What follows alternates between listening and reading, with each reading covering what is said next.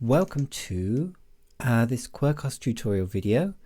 Today we're going to be looking at using Quirkos for the first time, downloading and how to install and use it from scratch. And we're also going to take a special look at some of the live collaboration features, which allow you to work remotely on qualitative analysis projects with anyone, anywhere in the world. So the first place that you'll probably start is on our website. That's www.quirkos.com. And on the website, you can basically do everything. So you can download the software straight from the page. There's no registration required. You can then install the software, the full version of the software, and use it for free for 20 days if you're using the offline mode, and 2 weeks if you're using the online cloud subscription. And I'll go over the differences between those in a second. But basically, everything's on the website. So you can download also tutorial videos, manuals, getting started guides in different languages. We've got PowerPoint slides for teaching. We've also got workshop and example materials. Today we're going to be looking at the breakfast project, but there's also a full research project on the Scottish referendum for independence a couple of years ago, and that does allow you to download some real qualitative data and practice for yourself if you don't have data to work on. There's also fully coded examples there as well, so you'll be able to download a project file which lets you look at the data as it was coded, so you can see how that might look if you go through a basic descriptive analysis. Lots of links to tutorials, lots of links to all our kind of guides. There's no registration required for any of these. Also details of our live and upcoming workshops and webinars, frequently asked questions, step-by-step guides. So everything you need to learn is basically there. So don't worry about any of those things. You'll be able to get everything that you need without having to register. So the first thing you probably want to do is go and download and install the software. So it's identical for Windows, Mac or Linux. And whether you're using the offline mode that stores files just on your local computer, or if you're using the cloud version. And the cloud version means that your data projects are stored in our secure cloud servers, and you can also collaborate with them. The main advantage of the cloud service is that you can log into any number of computers, and bam, your data and projects are right there and up to date. So let's have a quick look how that looks when you start Quirkos. You basically get these two options when you first start it. So there's the sign in at the top for Quirkos Cloud, and there's also the Quirkos Offline. So if you're an existing user or you want to have just the static license for Quirkos, click continue with local storage, and you'll go through without needing a registration. You can use that with the trial as well for 20 days. You'll also see at the top the sign in. So you need to create an account if you've not done one already. You can do that with the manage account page, and that will pop open in your browser the sign in, and I'm going to do that right now, show you how that looks. So if you haven't created one before, there's a sign up page right there, and that takes you through to the subscription service. So you choose what type of license would best fit you, what you want to be billed in, but don't worry, you won't need to pay anything unless you continue to use it after the 14-day trial.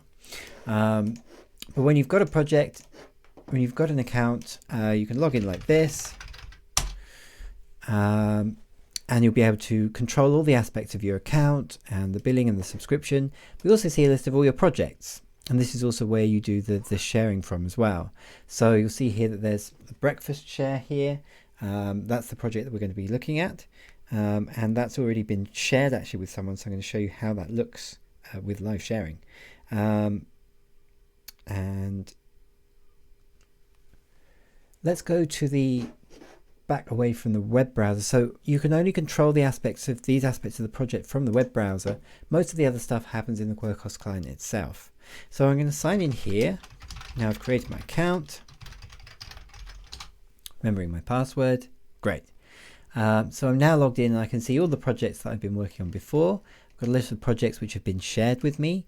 You only need the email address of someone else to share those projects, and there's a link there, a shortcut, so you can manage and share those projects. But for now, I'm going to start a new project, clicking on the new project button there on the right. We're going to give this a title, so we'll call this breakfast webinar. project. I can password protect it if I want to. So if I'm working with confidential data, that means that it's not only end-to-end encrypted, but it's also encrypted on our servers so that it's impossible to read any of the data in the project. There's also the structured questions option. This is used for online surveys, or if you're importing data from a spreadsheet where you've got you're asking exactly the same questions from different participants, basically. We're going to leave both of those off for now and just click on New Project. And that's created our new project in the cloud, and we're ready to go. So it's blank and empty at the moment.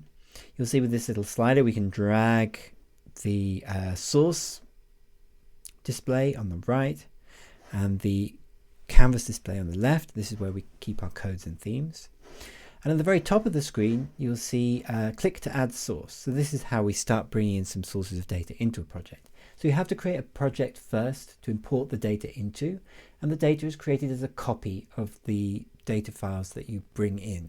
So you can bring in Word files, you can bring in PDF files, you can bring in rich text files, anything basically. So which is text-based. So here I've got an example project, and there's rich text, plain text, PDF files, and Word documents.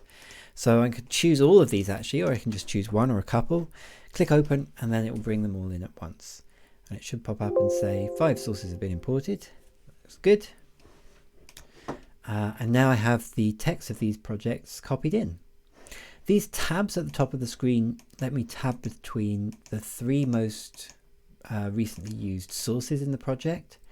And this little button here is the source browser, and that shows the list of all the sources in the project if we have more than 3. It also shows you things like who brought those in, so I'm D Turner, and when, that's today's date, and also the time that they came in.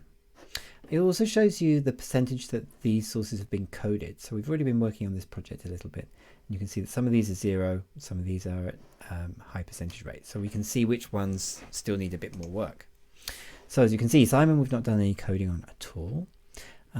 But before we start doing any coding, we're actually going to look at what's called the source properties. Now these are attributes or metadata that you can attach to the sources, which might define anything else that you know about the sources. So for example, we might want to use this for demographic information, so people's age and gender and location. We may also use it for information about how we recruited them, if we have consent forms from them or anything like that. We may also use this if we're doing a systematic or literature review to store any source of data that we have about the source. So if it's a journal article, what year it is, what the name of the journal is, the authors, and that way we can use these to categorize the data at any stage later on. So if we click here with this second tab, this is the source properties tab, and we can switch here between the text and the source properties for that source. This again, still for our Simon tab that we have active here. We don't have any properties at the moment, but let's create a new one which is called location, and we'll put in Edinburgh. Now these properties can be anything, so they can be numeric, they can be text, and you don't have to define exactly what they are. So we're creating a new property which is called location, and a value for this property which is called Edinburgh. Now if we go to a different source, so Mubarak's for example, you'll see we've now got this location property, which is a property which we can assign for all of the sources which we have in the project now, but it says no values associated. If we click on the drop down box here and click new value, we can put in London. So we can very quickly add these source properties. We can have them any number that we like. They can be any type of thing. So we can do age. This person can be 33. And we can even have long things in here as well. So if we want to keep source-wide notes or memos, we could do them like this. So we might have notes. We might have, say, interview in a noisy cafe. And so that way we're keeping track of our properties and different things that we know about these sources and the kind of metadata that we have about the project. So there's a little button here which shows you a graph of the properties that you have in the project, and it shows that we haven't defined the properties for majority of these so far.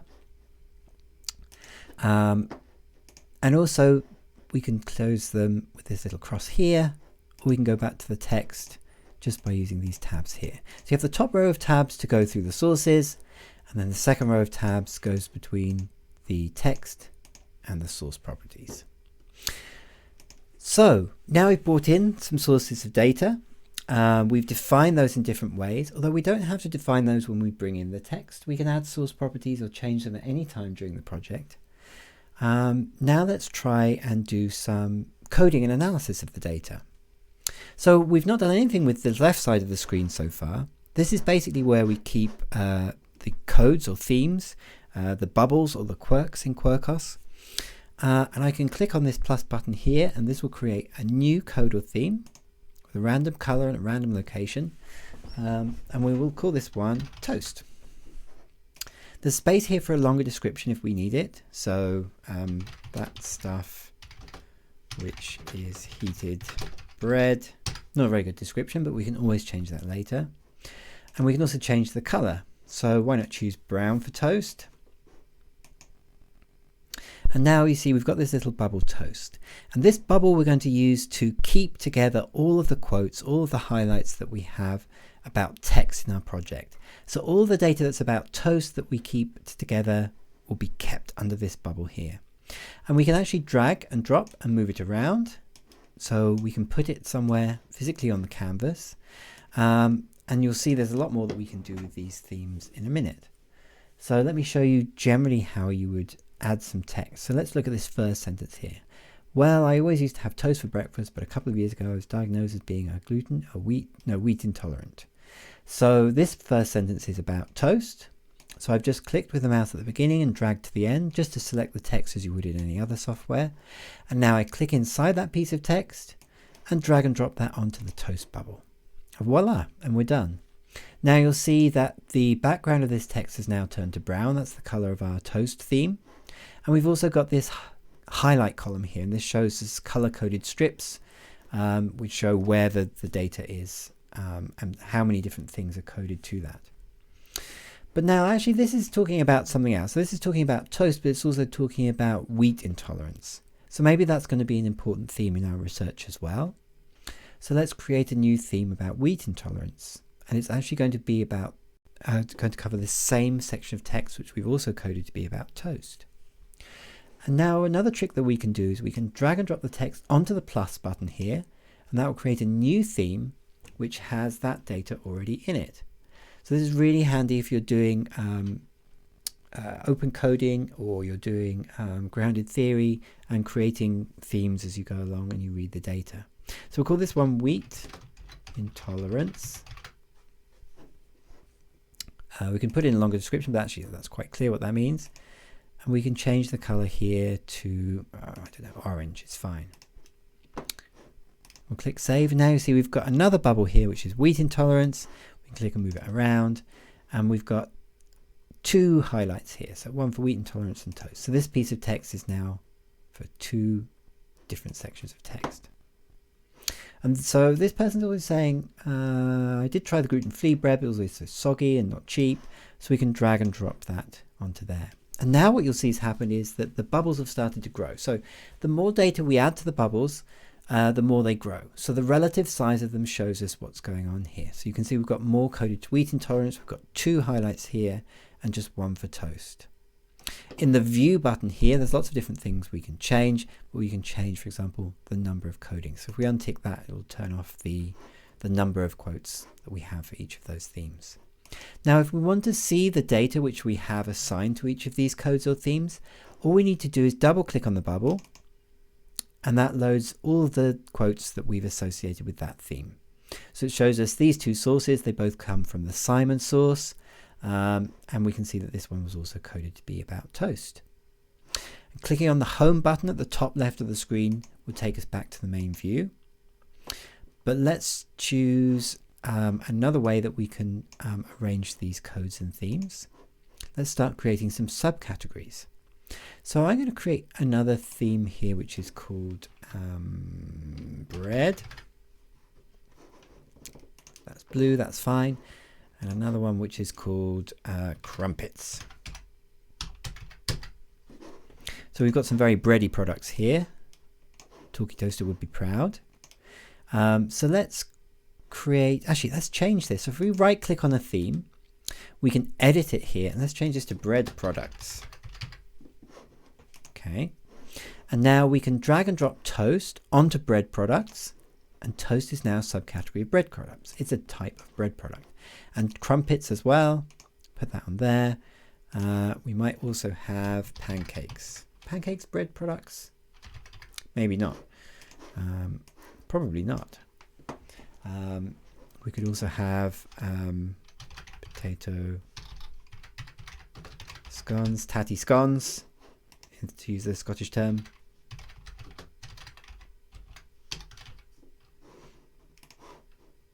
Those are definitely bread products. So now we can see we've got these subcategories here. And if we want to code something onto it, so this section here is about bread, we drag and drop straight onto the bread product. So we can put things on the top level or any of the bottom level. So we could also put this onto the crumpets theme, for example. And hovering a mouse over pops them out. And now if we double click on them, we can see the hierarchy below that as well. So clicking on the home button here to go back to the main view, that's how we can create these subcategories here. So let's look at some of the other ways that we can do coding. We can keep adding these themes and codes, but also we can use the text search. So let's put in the text search here, and let's put in the word bread. And now it's showing us some of the other things that we have above about bread. So these are coming from all different sources. Here's one from Jane, one from Mabel, one from Barak, one from Simon. So these little ... dots here, we can load more of the source if we can't read the whole sentence. We usually have toast. We bake all our own bread, and I can code directly from this. So I can select that toast, that section of bread, selection of text about toast, and drag and drop that onto, put that on toast, and also put it on bread. So we can do this one as well. We eat wholemeal bread, sometimes white bread. Well, yeah, let's just put that on bread for now. And here, if I have rye bread in the morning or something. Very good. Okay. There's also a synonyms database built in here, which is usually good for a giggle. And you'll see here, right, so we've got bread, cabbage, clams. So it's talking about these different kinds of money. Dough can also be money, of course, but also bread. Not sure why kale and lettuce are considered synonyms for bread. It's a little odd. But you can choose which of these are best. So obviously we're not talking about shekels and moolah, which are different types of money. But if we were, we could put those in. We could search for those as well.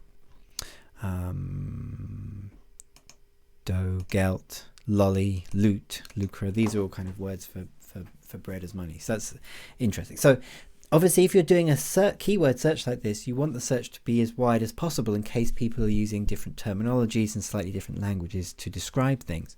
But of course, it's a little bit dangerous to rely purely on a text search for qualitative analysis, because people may use a phrase, for example,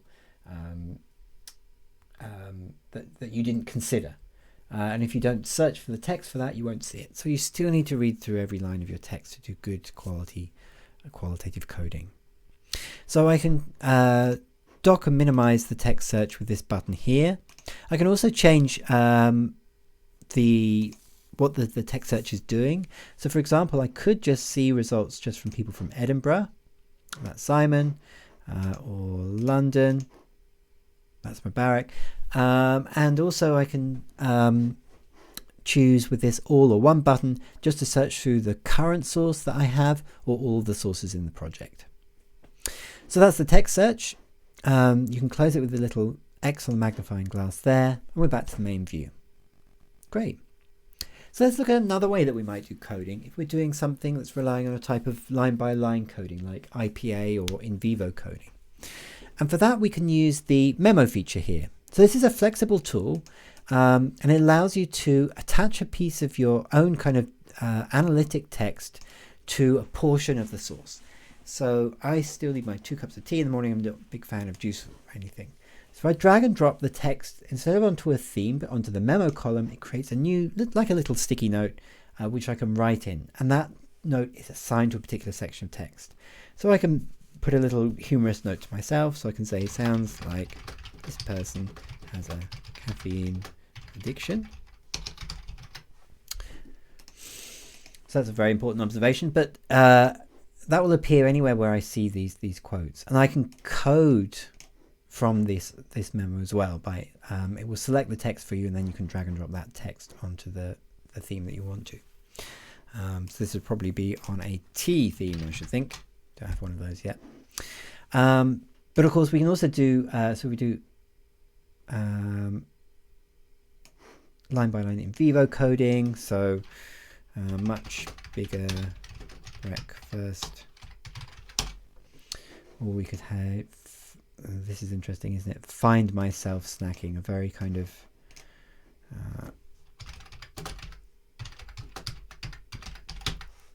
distancing themselves from their decision there, I think. So we can do these codes, code in this way. If we want to do line by line or in vivo coding, and then if we want to go through and create wider themes and topics to those later, then you can start coding from these results. So this is quite a neat way of working with that kind of approach, and you can toggle the memo column on and off like this. You see this little memo icon anywhere where you have a memo, and double click on it will open the comment, and you can see it just there. Okay, so what we're going to do now is actually kind of skip ahead a little bit. Let's imagine that we've kept going, we've analyzed this project a little more, and let's open another one. Now, before I open another project, you'll notice I'm not clicking save or anything like that. There's actually no save button in Quirkos. There's constant autosave. So you can't lose any of your data if your computer crashes or if anything goes horribly wrong.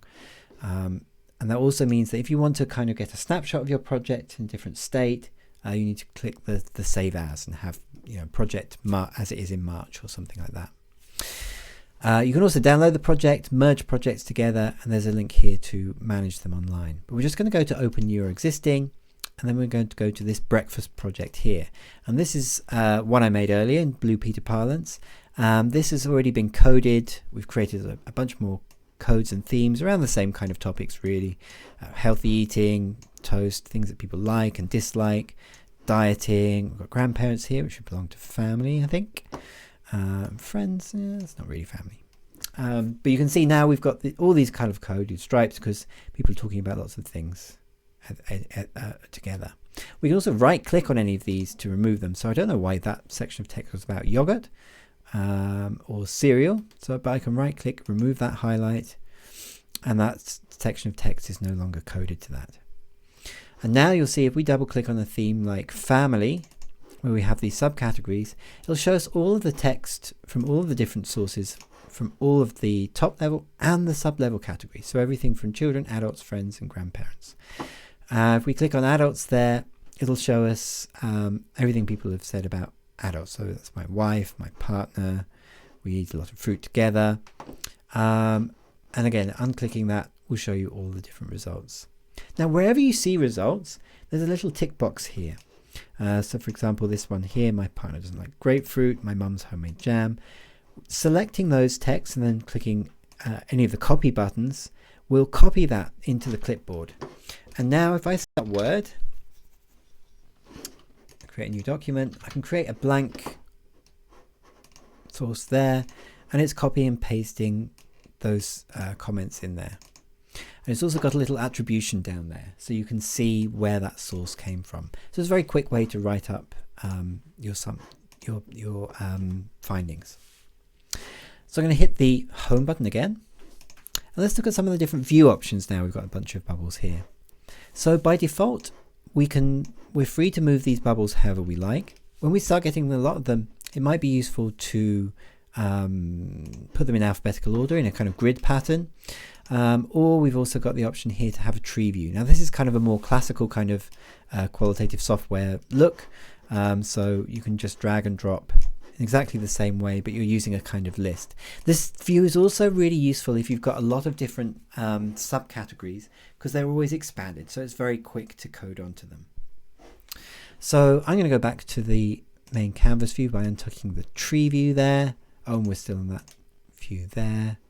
I'll untick show number of codings and go back to no auto arrange. And so our bubbles are in the nice chaotic order that we have them in. Great, so the next thing I'm going to show is the groups. Now the groups is another way to categorize and group together your codes.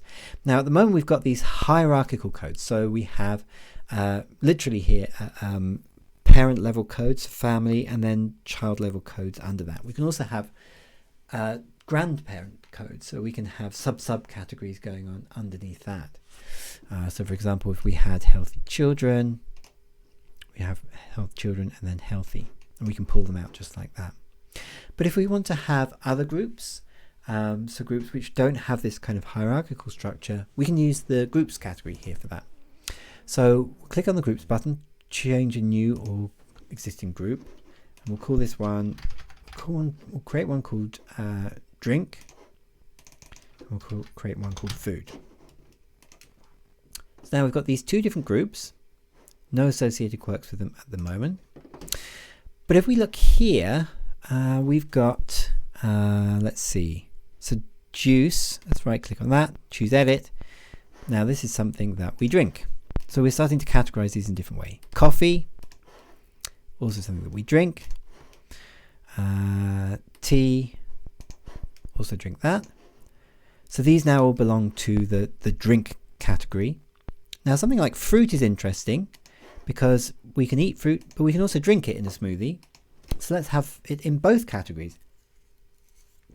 And that's the main difference with the groups compared to the hierarchies, is that a code can belong to more than one group. So we'll just put one other one in. So cereal is something that we eat, so that's food. And now what we can do is if we tick the drink theme here, so these are just showing us the things we can drink: juice, fruit, tea, and coffee. If we put in the food, we'll also see the cereal, but we can untick the drink and just see cereal and fruit. So those are the two things that we decided that you can eat. So when you start to have lots of different themes, this can help manage them, keep them a bit more organized. It can also help you think about them differently.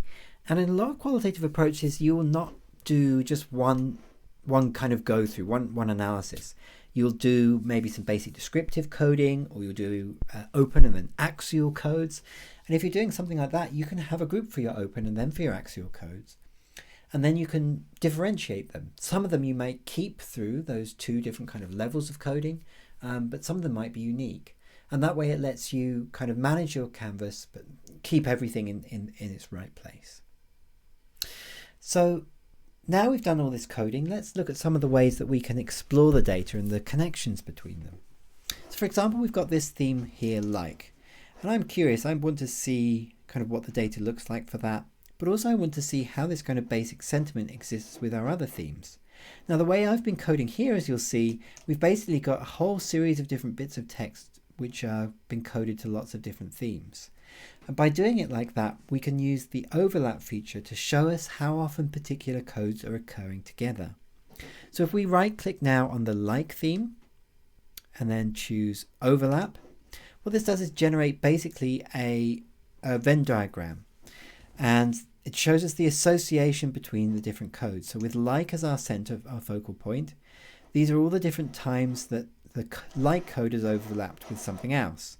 So actually like and dislike, so some animosity is the thing that occurs most here in how we've coded this.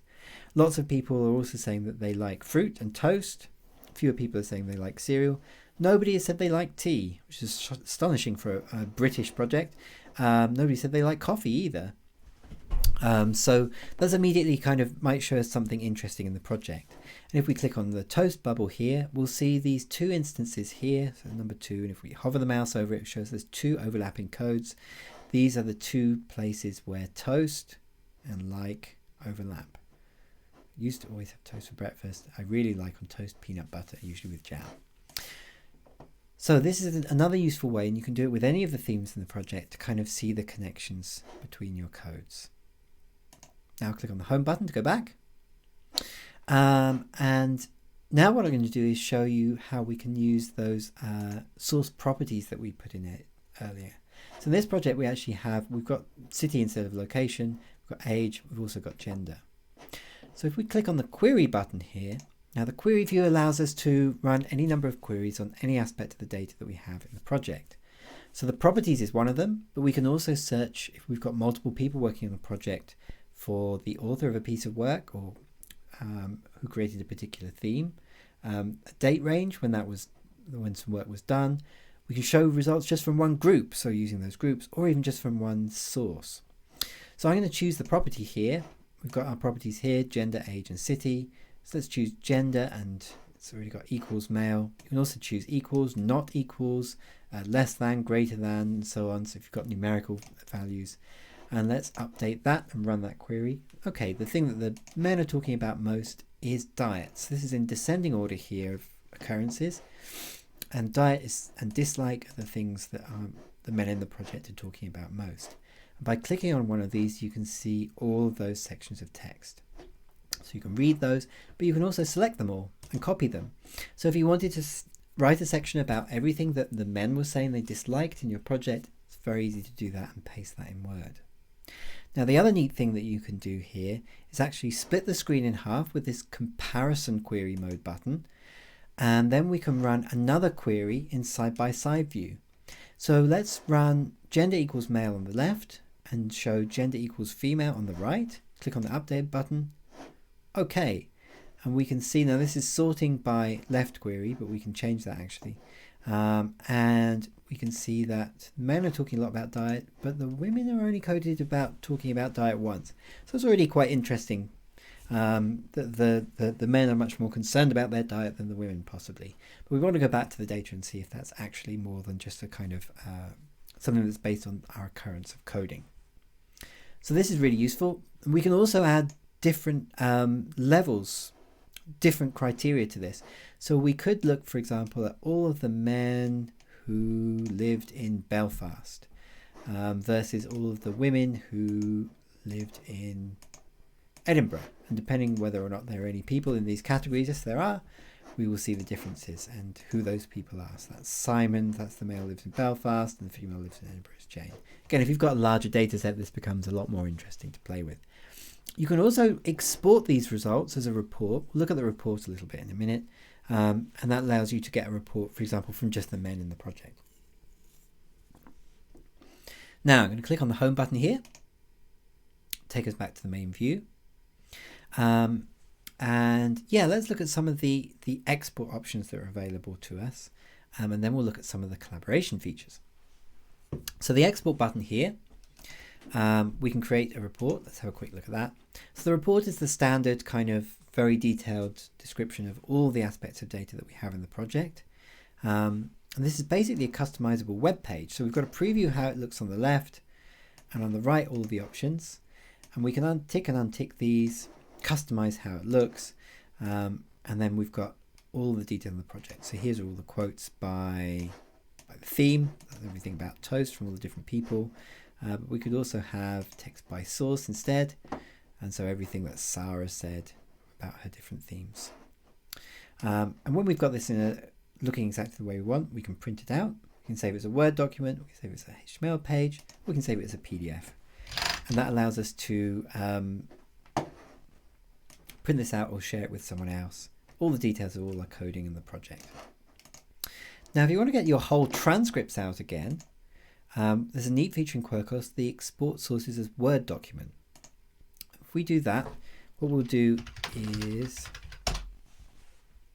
you'll basically get a standard Word document created, if Word's going to pop up.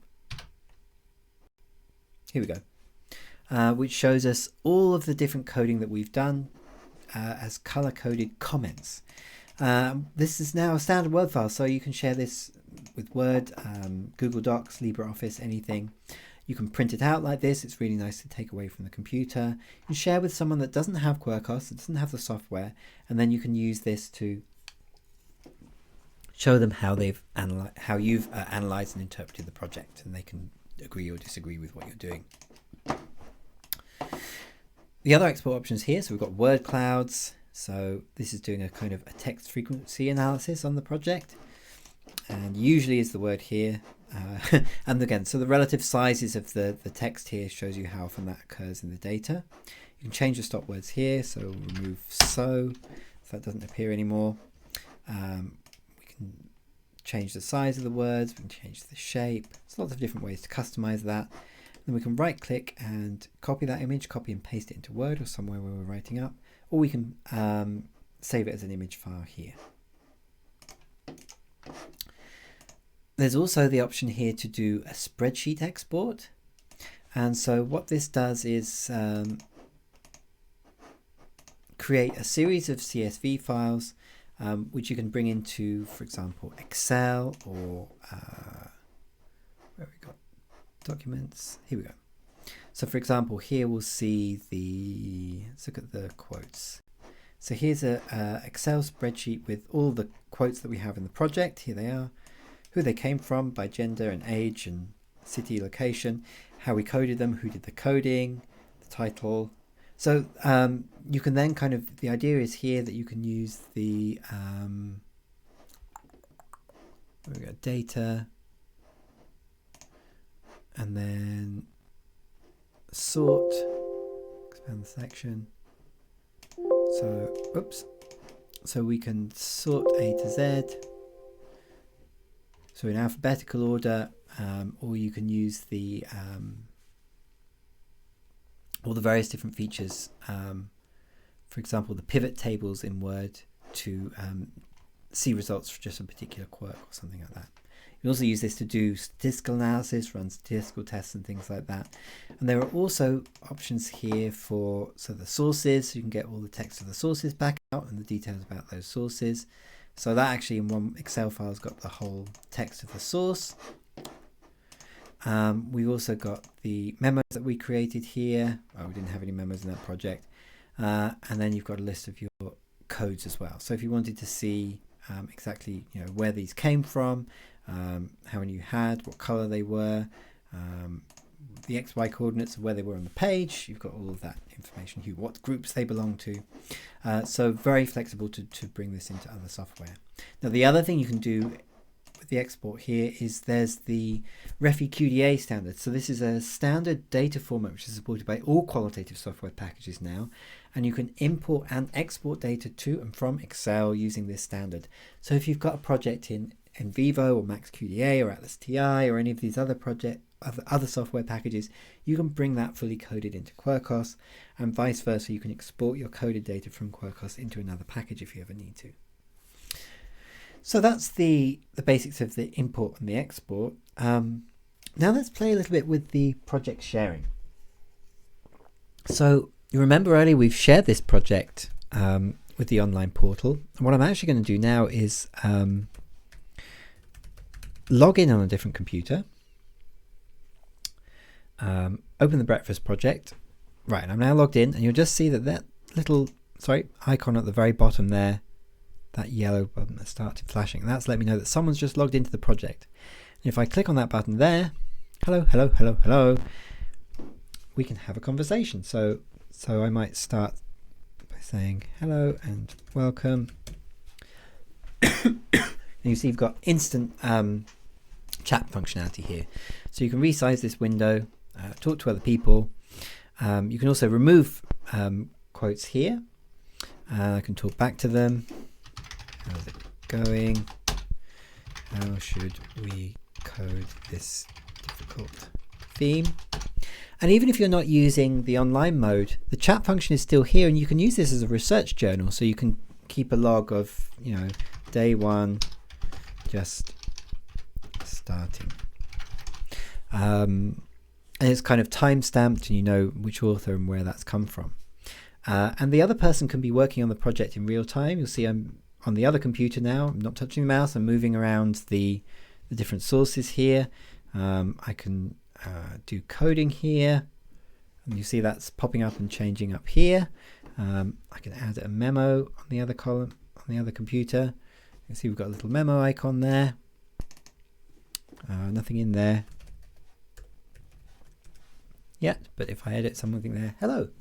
So you can do real live collaboration with Quirkos projects, and that makes things like merge a lot easier. So it's a really fantastic way to work with teams of people, even if you're all in the same office, but also if you're working remotely, or some of you are working remotely. And it's exactly the same type of project on Windows, Mac and Linux, so it doesn't matter what operating system people are using or version of the software.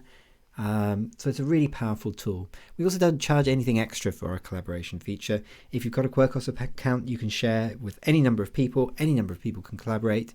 You have an unlimited number of projects that you collaborate on, and you can do that in real time as much as you like. You only need to have an active Quirkos Cloud subscription. Now, obviously, this doesn't work for the offline mode, which doesn't store the projects in the cloud, but you can use the project merge here to merge offline projects if you're working as a team. So that's still an option there. Okay, so that's pretty much everything that I was going to show today. That's most of the basics of Quirkos. It's designed to be very simple and easy to learn, but also to give you a sense of a very visual sense of keeping you connected and working closely with your data. So since this is an online session, if you have any questions, you can ask them in the chat. I'll just give you a couple of minutes to see if there's anything anybody wants me to cover here. So if you've got any questions about different interpretations, different ways of working the data, or different things that I might not have shown here, be very happy to show that. In the meantime, I'll mention that you've got always a full undo redo stack here, so you can undo and redo all of your actions. Lots of options here to change the settings for how the project looks. You can set up shortcut keys. So for example, you could choose, where's toast? Let's have T for toast. Assign that to toast. And now just by clicking T, I'll add that to that toast theme. And this is all popping up on my other screen as well. So I'm still logged into this project. So a very fun and easy way to kind of get going and learn qualitative analysis. So it doesn't look like there's any questions, but thanks so much for coming along and watching this. Do download the full trial of the software from our website. It's really easy to get going, and contact us via email or through social media or Zoom or Skype. If you have any questions, we'll always be happy to help out. Thanks so much for watching. Do watch some of our other tutorials on YouTube, and